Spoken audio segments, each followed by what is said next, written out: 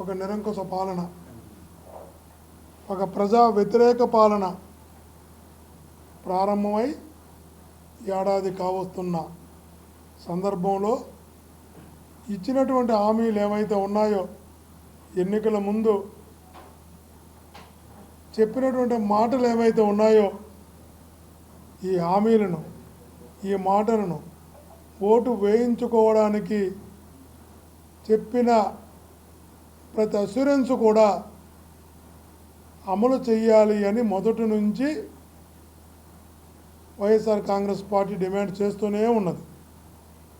కానీ ఏ హామీలను అమలు చేయక, ఇచ్చిన ఏ మాటను నిలబెట్టుకోక, పరిపాలన అంతా కూడా అధికారులను అడ్డుపెట్టుకొని, అధికారాన్ని అడ్డుపెట్టుకొని దాడులు చేయడానికి, కేసులు పెట్టడానికి, అరెస్టులు చేయడానికి సుమారుగా 800 మంది పైన దాడులు జరిగాయంటే, సుమారు 400 మంది ఇప్పటికి అత్యధిక గావించబడ్డారు. అంటే ఈ 1 ఇయర్లో ఈ పాలన ఎక్కడికి వెళుతుందో ప్రజలు గమనించాలి. ఎంత దుర్మార్గమైనటువంటి ఆలోచనలతో ముందుకెళ్తున్నారు.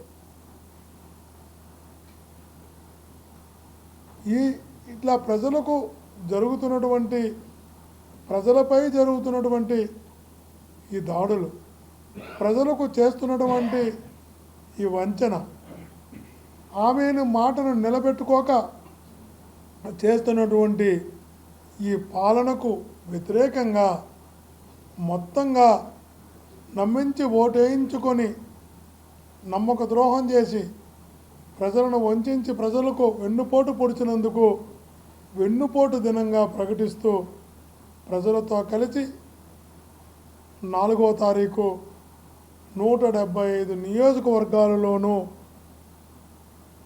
ఈ ప్రజా వ్యతిరేక ప్రభుత్వానికి వ్యతిరేకంగా జరగనున్న ఈ ప్రజా పోరాటంలో ప్రతి ఒక్కరు కూడా స్వచ్ఛందంగా భాగస్వాములు కావడానికి సంసిద్ధంగా ఉన్నారు. ఆ ప్రజా భాగస్వామ్యంతో వైఎస్ఆర్ కాంగ్రెస్ పార్టీ కూడా ప్రజల పక్షాన నిలబడి ప్రజలతో కలిసి చంద్రబాబు చేసినటువంటి ఈ మోసాన్ని, ఈ వెన్నుపోటును ప్రపంచానికి తెలియజేయడానికి 4వ తారీఖు వైఎస్ఆర్ కాంగ్రెస్ పార్టీలో ఉన్నటువంటి ప్రతి ఒక్కరూ కూడా కృషి చేయాలి అని ప్రతి ఒక్కరికి విజ్ఞప్తి చేస్తూ, మా ఒంగోలు పార్లమెంటులో ప్రతి నియోజకవర్గంలో కూడా ఈ ప్రజా వ్యతిరేక ప్రభుత్వానికి వ్యతిరేకంగా ఈ పోరాటం గట్టిగా జరుగుతుందని తెలియజేస్తూ థ్యాంక్ యూ అని అంటాం.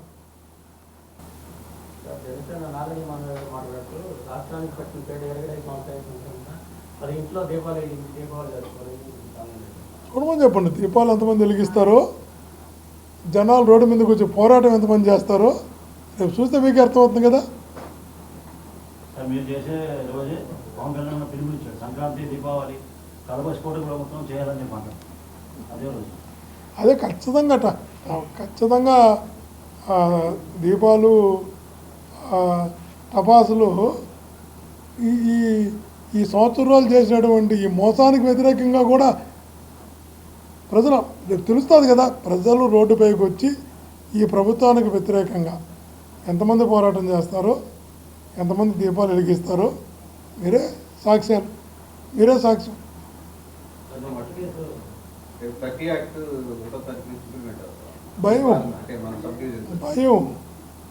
భయం ఉన్నప్పుడు అన్ని యాక్ట్లు అమలు అవుతాయి. డెమోక్రసీలో అదే నేను అడ్వకేటే కదా.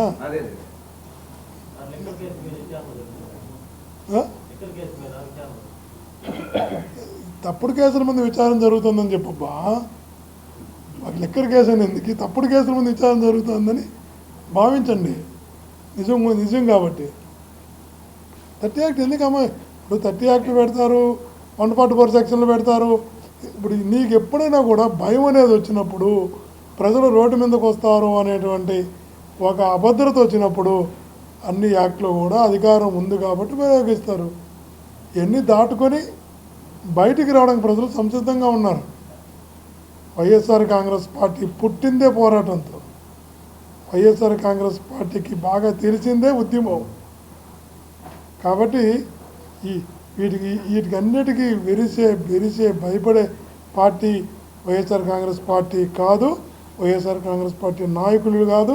వైఎస్ఆర్ కాంగ్రెస్ పార్టీ కార్యకర్తలు కూడా 30లకు 144 సెక్షన్లకు భయపడే రకాలు కాదని కూడా మీ ద్వారా తెలియజేస్తున్నాం. నిన్న మంత్రి స్వామి మాట్లాడుతూ 4వ తారీఖు వెళ్ళిపోవడం జరిగింది కాదు, వాళ్ళకు 11 సీట్లు ఇచ్చిన రోజు అని మాట్లాడారు. నేను మంత్రులు రకరకాలు మాట్లాడుతున్నాను. అంటే గత ప్రభుత్వంలో చేసిన తప్పుడు వెళ్ళిపోదు ఎలా ఇద్దరు 10 మంత్రులు మాట్లాడుతున్నారు. జూన్ 4 అలాగే వాళ్ళ ప్రభుత్వంలో వెన్నుపోటు పొడిచిందే కాబట్టి బీజేపీ. అదే ఇప్పుడు మేము ఏమంటున్నామంటే ఏమేమైతే హామీలు ఇచ్చారో 144 హామీలు ఇచ్చారు. ఈ 144 హామీలను ఆ మంత్రి గారు లేదంటే పార్టీకి సంబంధించిన నాయకులు లేదా కార్యకర్త అయిన హామీలు పాత్రికేయుల సమక్షంలో చదువుతూ ఇది ఓకే, అమ్మఒడి ఇచ్చేసాం, ఇది ఇచ్చేసాం, ఆ 144 హామీలను చదువుతూ మేము అమలు చేసామని చెప్పండి మేము విత్డ్రా చేసుకుంటాం. 144 హామీలను ఏ ఒక్కరైనా వచ్చి పాత్రికేయుల సమక్షంలో ఒక్కొక్కటి చదువుతూ ఇది అమలైంది, 2 అమలైంది, 3 అమలైంది, 144 చెప్పమని చెప్పు, ఖచ్చితంగా విత్డ్రా చేసుకోవడం సిద్ధంగా ఉంది. ఎవడైనా ధైర్యం ఉంటే చెప్పమని చెప్పండి. తప్పులు చేయకపోతే రెడ్ బుక్ చూసి ఎందుకు భయపడుతున్నారా అని అన్నారు. రెడ్ బుక్ చేసి ఎందుకు భయపడుతున్నారు? రెడ్ బుక్ చేసి ఇప్పుడు అదే వాళ్ళు భయపడుతున్నారు కాబట్టి 30 యాక్ట్ అంటున్నారు, 144 సెక్షన్ అంటున్నారు. వైఎస్ఆర్ కాంగ్రెస్ పార్టీలో అదే ఉండదులేబ్బా. ఏమని ప్రజలు కష్టాలు పడుతున్నారు, ప్రజలకు తెలిసి వచ్చింది, ప్రజలకు అర్థమైంది ఏం జరుగుతుందో ఈ రాష్ట్రంలో. ఇంటికి వచ్చే బియ్యాన్ని వీధిలో పోయి నిలబడుకొని తీసుకోవాల్సి వస్తుంది. ఒక మనిషి చనిపోయారంట పాపం ఎండకి. ప్రజలు కూడా అర్థమవుతుంది. అందుకే కదా ప్రజా పోరాటం స్టార్ట్ అయింది.